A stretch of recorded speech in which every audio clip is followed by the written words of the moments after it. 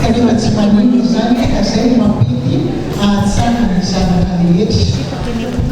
Ankehitriny fotoana natao nanovana hetsika eto amin'ny ataon'ny SPK national SPK rehetra eto amin'ny FPMA. Ahatrato fivelatra amin'ny havinala ka sofisandrana ny havinakondro mba meva samy meva miakana koa ny sambana vehivavy kristiana eto amin'ny FPMA. Ary hita sy miavaka izany amin'ny fihetsika rehetra izay natao, ao ny manontolo, ao ny zavatra madinidinika izay tena aseho araka ny mahameva zany vehivavy kristiana izany. Miangana manala ao tompo fa miavatsika mpianakavy finoana amin'izao asabotsy tolakandro izao. Voalohany indrindra misaotra ny tompo sika fa noho ny fahasoavany sy ny famindrapony dia afaka tonga mamy miona sy miara-pato izao hiaraka nampateraka ny hetsika ifantombonana anadebena kitatombola ny sambana. Ny andro iray toa zato dia hodidiny kakaliana satria mbola ao anatin'ny fotoana fankalazana fahenimpolo taona ny FPMA koa isika izao ka ifandimby ireo SPK eto amin'ny FPMA samby aneo izany fankalazana izany araka ny fomba hitondrany azy miaraka amin'ny teny maneva ny jokely manao hoe FPMA manaiky amin'ny fahalemana ny teny nambolena mahavonjy izay nalena tao amin'ny bokyny Jakobo voalohany andininy faraika amin'ny roapolo. Noho izany ahavaina isika rehetra na hatratra ny tsingeritaona fa enimpolo taona. Isaorana ny tompo zany satria avy amin'ny tombonandro sy ny fanambinana izy koa ny nova sy ny tay antsika FPMA nandritra izay enimpolo taona voalohany izay. Ankehitriny isika ahitsy eo amin'ny enimpolo taona manaraka iray dia mila tena mihetsika hanombotra sy hampandrosa ny fiangonana. Ny SPK dia sambana velona ao anatin'ny fiangonana ka tokony miambina mandrakariva amin'ny fanafiazana sy ny famolopolona ny fianakaviana sy ny fiangonana. Ny fisaorana ho isika malagasy dia atao ny fahalamavana ka tsy lany manina ary atolotra isa-tsokazy ny avy izany. Koa misaorana ireo ray aman-dreny ana-panahy izay nahafoy andro sy fotoana ireo voalohany fahatany. Misaorana ny tafo Lion izay etotra nahafotsy sy nahandro namasaka izao fikarakarana hitantsika izao izay tsy nitandro azasana miaraka tamin'ny SPK teto amin'ny fahatany atsimo atsinanana sy ny SPKI boan'ny SPKI. Misaotra antsika vahoaka an'Andriamanitra koa fa tsy vitany hoe SPK ihany izy ty fa dia tena nahana araka ny teny zoatra masina manao hoe raha izao sy miankona fosy dia niaraka nompoan'i Jehovah izay. Ary hitantsika marobe ireo lehilahy izay eto manatrika etony na eo amin'ny andarin'ny fikarakarana, eo amin'ny zava-maneno, na eo amin'ny prompteur, na eo amin'ny andindininy maro samihafa dia mampiseho fa misy ny tena miasa miaraka amin'ny fianakaviana eo amin'ny fiangonana. Misaotra antsika vahoaka an'Andriamanitra koa tonga manatrika izao fikaonana izao nahafoy fotoana sy nandany vola aman-karena ka ilay Andriamanitra manankarem-pahasoavana nefa androtsaka ny fitendiny-manana ampiampo antsika tsirairay avy. Hoy ny teny misaotra masina manao hoe Andriamanitra tsy mba tsy manana anadiny ny asanareo sy ny fitiavana izay nasianareo voninahitra ny anarana ahana ny mponina masina anareo sady mbola manompiana. Izay no hoe natompoko raha ny amin'ny piventsika moa zany dia miara-paly isika ka alohany anombohana ny zavatra rehetra dia mangataka ny pasteur Josiane antsika hitarika ny fampifafana isaorana ny tompo sy ny fanomezana voninahitra azy. Izay no teny ho fanokafana izao fionatsika SPK izao amin'ny voninahitra dia ho an'Andriamanitra lehilahy. Misaotra.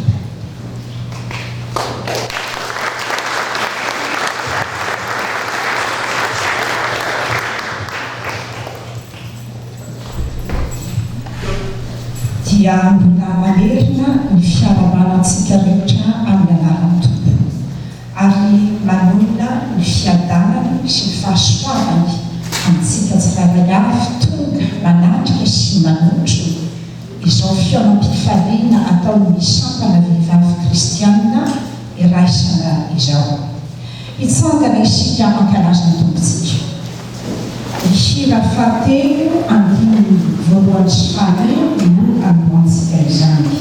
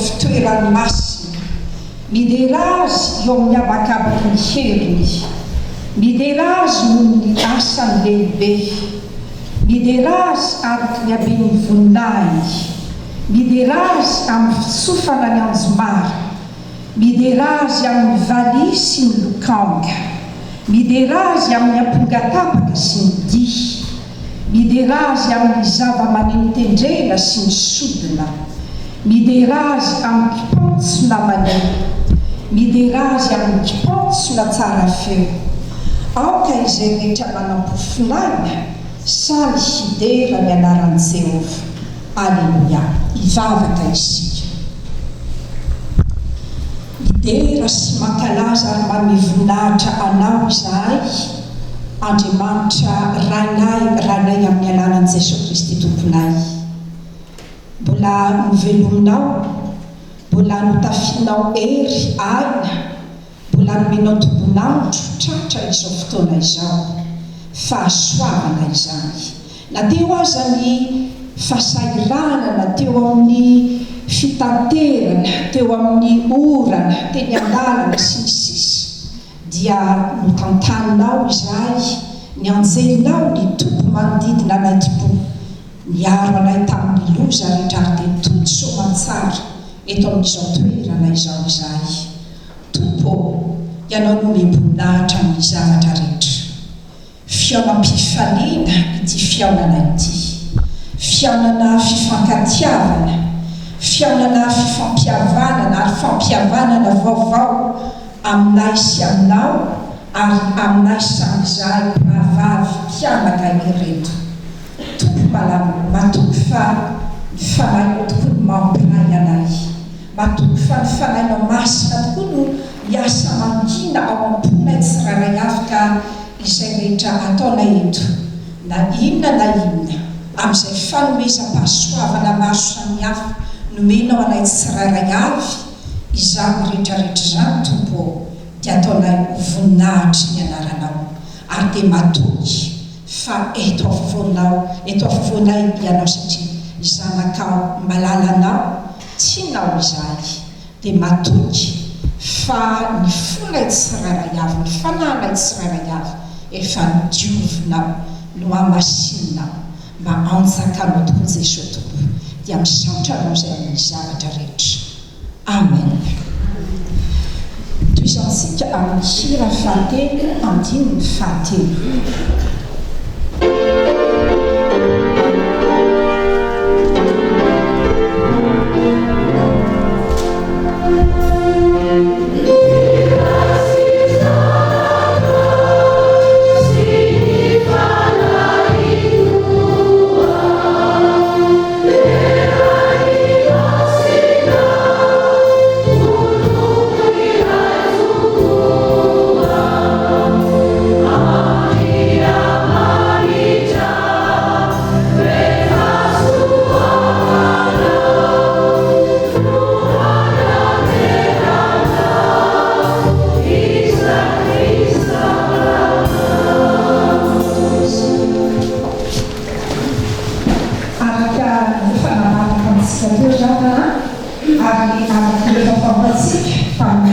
mahakasy fanetanana nanefanantsika isam-piangonana isan-paritra ny alalansoratra masina misy mpinana izao fiaomantsika izao, fiaomam-pifaliana izao dia tao amin'ny teny fanevan'ny FPMA, fahefapolo taonan'ny FPMA, vakinana ny fiandohana izany teny izany koa ariody faharitona sy milolopo rehetra ary keo amin'ny fahalemem-panahy ny teny nambolena izay mahavonjy ny fanahinareo.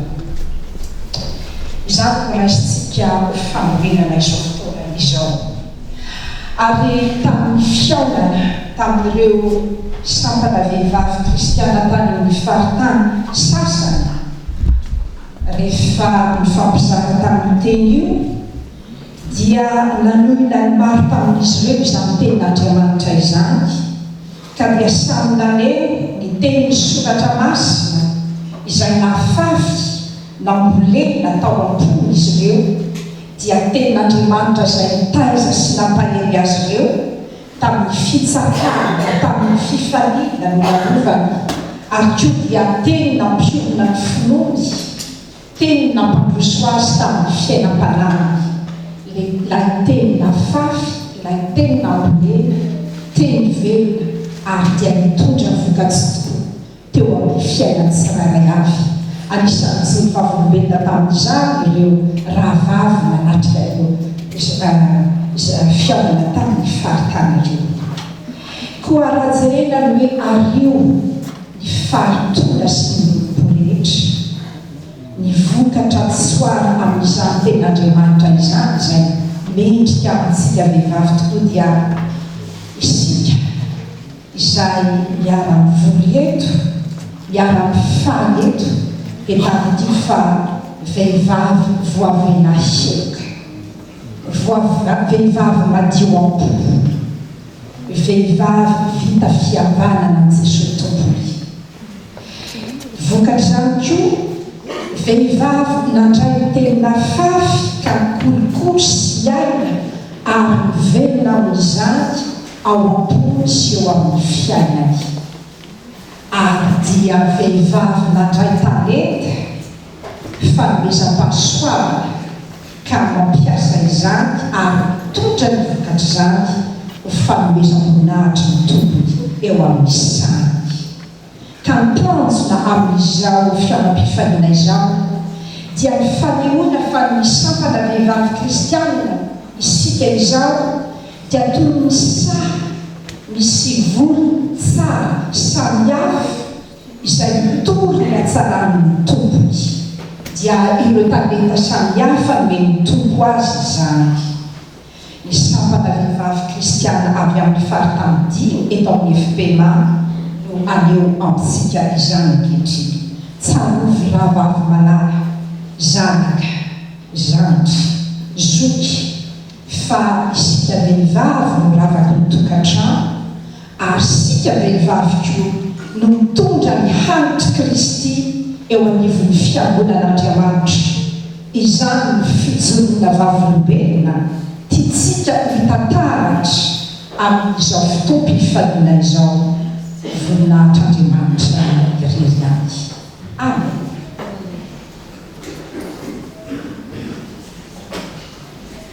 Mialohan'ny androsoany sampana vehivavy kristianina amin'ny faritany telo ary dia mamira-pifaliana isika sy mira fanampiny fa enina roapolo.